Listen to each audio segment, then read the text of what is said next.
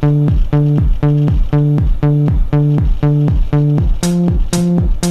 we go. One step at a time, don't be living on the line. Today's lesson is going to introduce a macroeconomic model known as the business cycle diagram. We're going to start with the definition of the business cycle, and then we're going to look at a hypothetical business cycle model for the Swiss economy. First, let's define what the business cycle model shows. It's a simple model that shows the long-run fluctuations in GDP over time. The vertical axis on a business cycle diagram is always just the GDP of a nation. Now, this is most likely the real GDP. The horizontal axis on a business cycle diagram could be any period of time, from a few months to a few years to even many, many decades.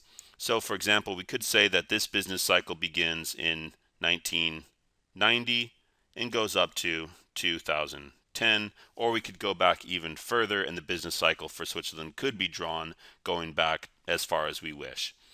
So what do we mean by fluctuations in the level of GDP over time?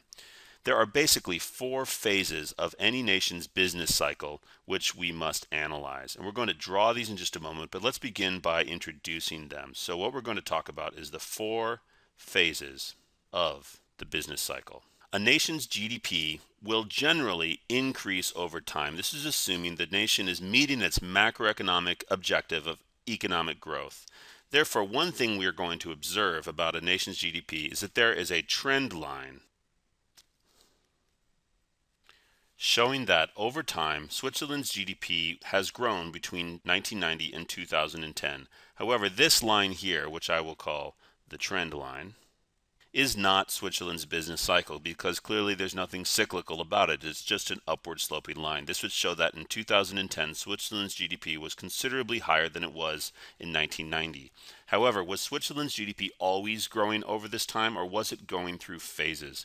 The business cycle is the line that is going to show the different phases that the nation's GDP experienced during this 20-year period. So the four phases of the business cycle are expansion, peaks, contractions, and troughs. Let's explore each of these phases of the business cycle in some detail. But before we define what each of these phases mean, we're going to draw a typical business cycle diagram for a country such as Switzerland. So we're going to start with the expansion phase of the business cycle. Observe on the graph on the left, my business cycle is going to be drawn in green here. We're going to show that starting in 1990, Switzerland's economy expanded. What this means is that Switzerland's economy grew at a rate that was faster than its long-run trend of economic growth. So the period of expansion continues until the nation's economy reaches a peak. A peak, just like in your physics class, is the highest point on a wave. Our wave in this case is our business cycle line. So Switzerland's economy peaks at some point and begins the contraction phase. A contraction occurs when the real GDP decreases over time. In other words, Switzerland's economy is in a recession. The recession continues until the business cycle reaches a trough. A trough is the lowest point in a wave. So Switzerland's economy will reach a trough and enter once again a period of expansion. This cycle may continue over months or years or decades, and over time we'll see that Switzerland's economy experiences several fluctuations. The trend line is upward sloping. So at the end of this 20-year period, Switzerland's GDP was greater than it was 20 years earlier. So the trend was economic growth over this period. However, growth did not always occur. There were periods of expansion. I'm going to highlight those in yellow here. During periods of expansion, Switzerland's GDP is growing at a rate that is faster than the trend line, and therefore the business cycle rises above the trend line. There were also periods of contraction, which I will highlight in blue.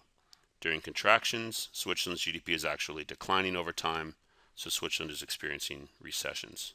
Now, when a period of contraction ends and an expansion begins, there's another word for this. This is called an economic recovery. When an expansion surpasses the trend line of economic growth, the economy enters what we can call a a boom period. An economic boom is when GDP is growing at a rate that is faster than the long-run economic growth rate.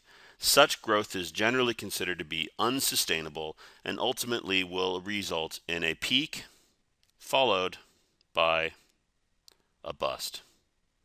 So when you hear the boom and bust cycle of the economy, what we're hearing about is periods of fluctuation over which output grows more rapidly than the long-run trend of growth and then ultimately contracts or falls and an economy enters a recession. So the recessionary periods are in blue. This is any time the GDP decreases over time. So let's look at our four phases here. An expansion is when GDP rises more rapidly than the long-run trend. A peak is when GDP begins to decline. This is also known as a bust.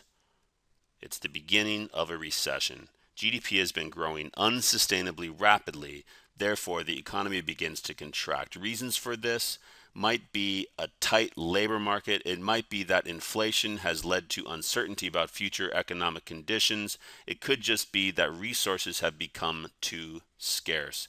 A contraction is also known as a recession. Contractions occur when output falls over time. Unemployment tends to rise. We tend to see price levels fall, so there might be deflation and rising unemployment. Finally, recessions tend to end when an economy reaches a trough. This is the end of a recession, when growth resumes. Recessions may end on their own if labor markets become very loose and flexible and workers are willing to accept lower wages. Firms may begin hiring workers once again completely on their own, and confidence may be restored due to the fact that employment eventually begins to rise at the end of recessions. On the other hand, recessions may end due to macroeconomic policy undertaken by the governments. Expansionary fiscal and monetary policies, including tax cuts and increases in government spending or increases in the money supply, might be able to restore confidence among private households and firms and get them spending again.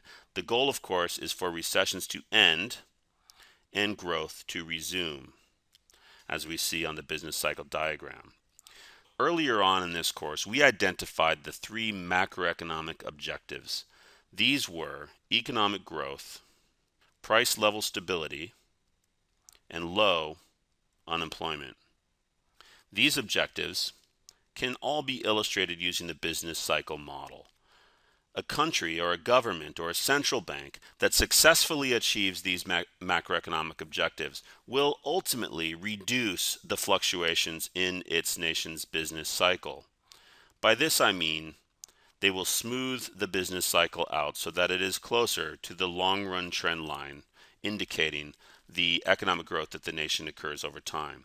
So the goal of macroeconomic policy is to create a business cycle with much less dramatic peaks and troughs, recessions that are less severe, and expansions that are less rapid.